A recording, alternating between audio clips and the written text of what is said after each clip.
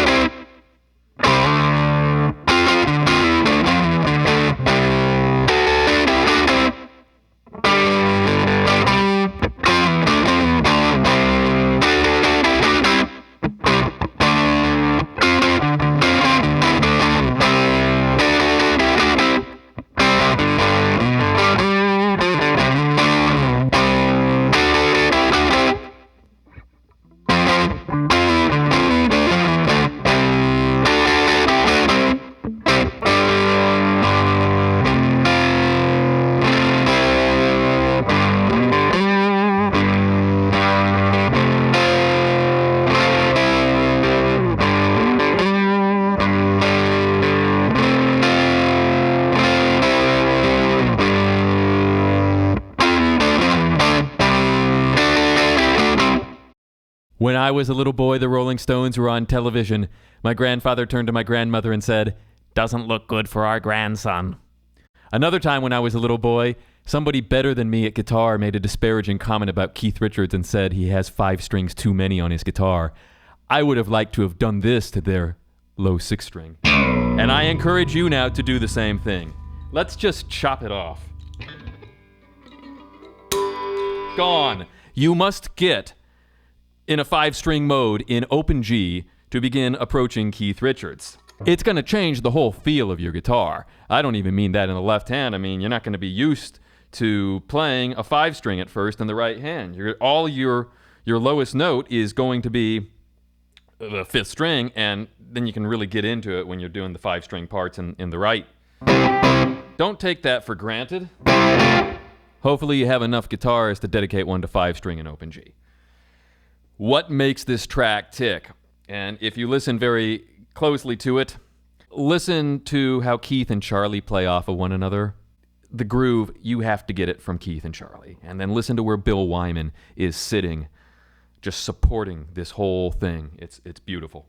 Once you're in open G, you've got 4ths and 5ths everywhere. When I was in music school, they made a big deal about you're not supposed to have parallel 5ths.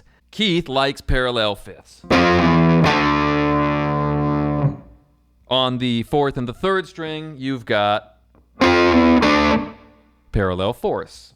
So starting out, 10th fret down to 9th, then the 7th, then the 10th and the 9th, but on the A and the D strings if we were in standard tuning, and then back to the 7th. This is not rocket science. What's genius about it, though, is the groove, and you must get the groove from Keith.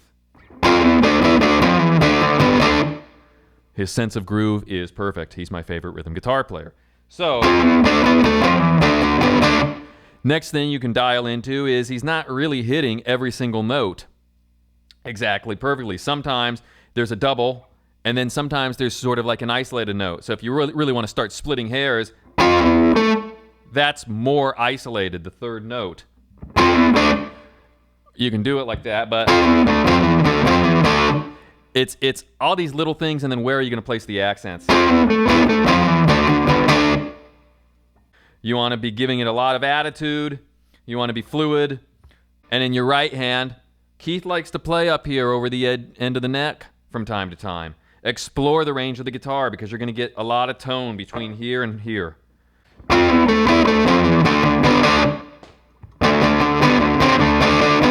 So what's going on here is immediately, because Keith loves Chuck Berry so much, once you're in open G, all the Chuck Berry stuff where otherwise you're stretching to do things that won't even sound right now that I'm in open G in a 5-string. If Chuck's doing it like this, Keith's going like this. So you've got everything, and if you need your dominant seventh, you just got to move up 3 frets. There's way less stretching in the left hand. There's way less working out, which leaves a lot more energy for cool stage moves.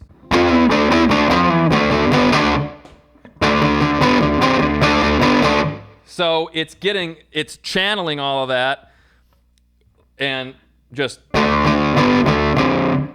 barring at the 7th fret up to the 9th, then the 10th. And, you know, we're not going to go through this note for note. The main thing is the attitude. And the main thing is the groove. So it's offbeats. This is a critical part of what makes this groove. You got to really have a good feel for the offbeats, which is what you get when you listen to how Keith and Charlie are playing off of one another.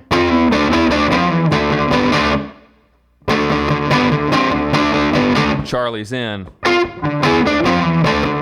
So Charlie's in, but Keith's on the upbeat of 1 and the upbeat of 2. And then filling it out with the rest of the bar. And then he's starting on an offbeat again.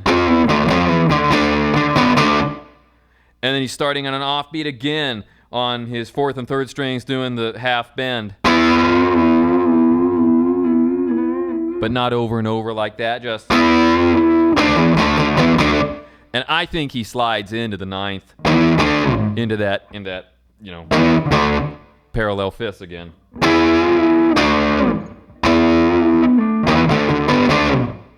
Then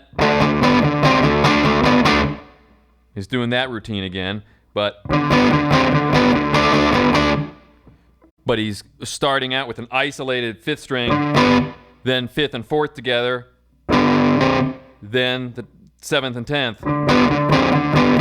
and then back there, and then just all of the 7ths, just power chords.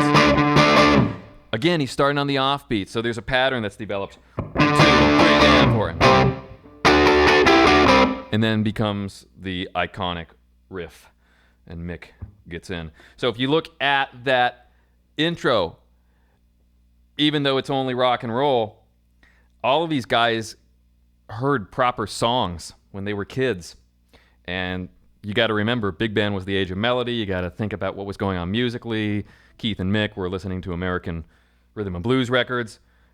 It's not that bizarre if you look at that on the page. Instead of a 16-bar form in the intro, all right, so they drop a bar line. It's about a 15-bar form, which also makes perfect sense. It's another reason I'm a Stones fanatic, because I get the reference points from being a lifelong blues hound.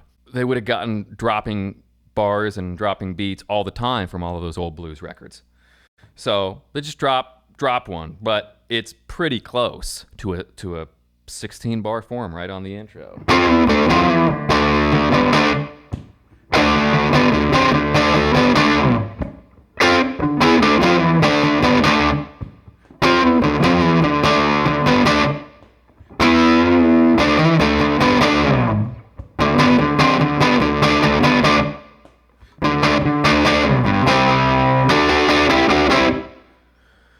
So Mick gets in, and then Keith's back to 7th fret again, and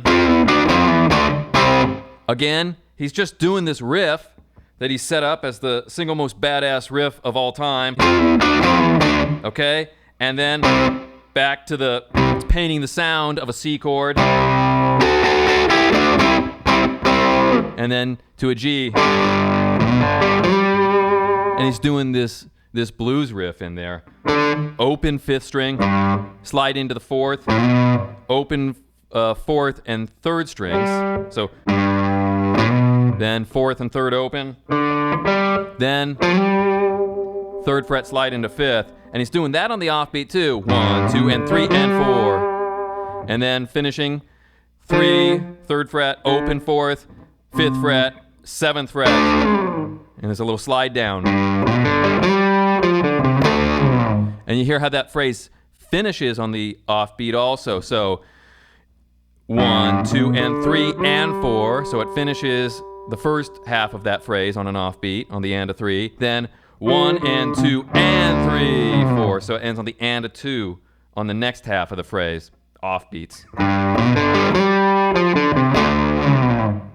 And and slides down, kind of trails off on 4. Back to, and then slides up to the 7th, back to the D chord, and then stretching up to the 10th fret, getting the 3rd and 4th strings together. It's just driving everything they tell you not to do. This is not university music. 5, 5, 5. Then it's the lick again. And it's back to the G. Offbeats again. That phrase is finishing on an offbeat. And 1, 2, and 3, and 4. But you're not counting it. Please do not count this. Please feel this. You must listen to Keith and Charlie and Bill, and you must find your space. Lock up with what Keith is playing because it's perfect. So sync up with the groove, and you'll fall into place with it. And then 1, 2, and 3, now. Hear that again? More offbeats. It's starting on the offbeat. 1, and 2, and 3, and 4. 1. And he's punching on the and of 3. So the and of 3, and then back to the root chord, but instead of just hitting it squarely on 1, it's continuing on through the and of 1, doubling the bass. 1 and. Again, offbeats, offbeats, offbeats. And when he comes back in, he comes back in on the and of 3, another offbeat.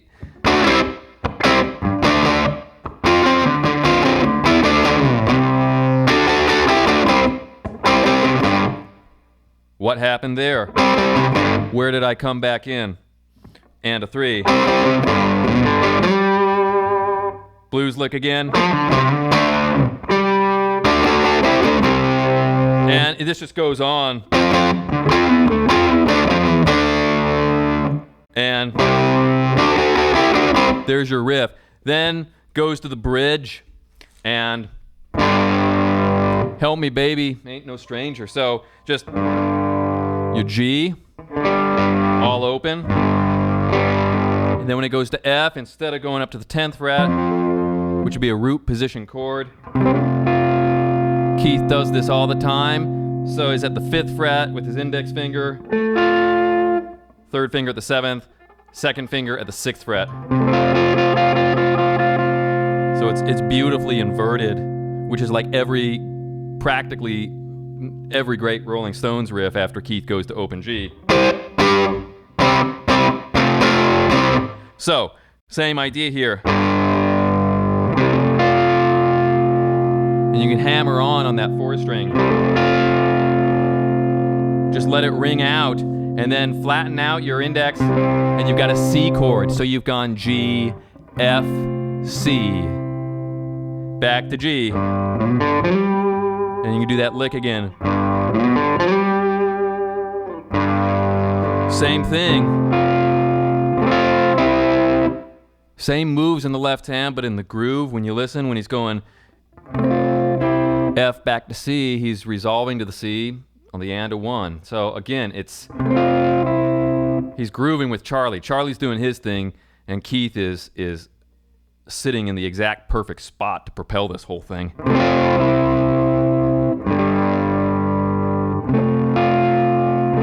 And that happens 3 times.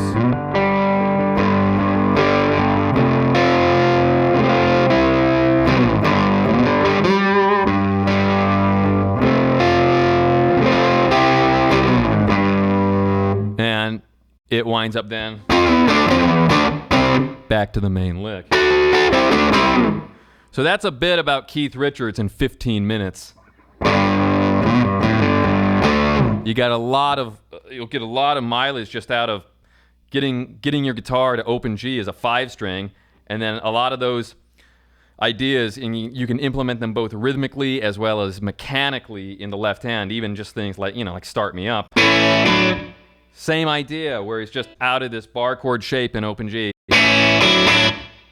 The man who put the rhythm in rhythm guitar. That's all I got to say for now. I will see you the next time.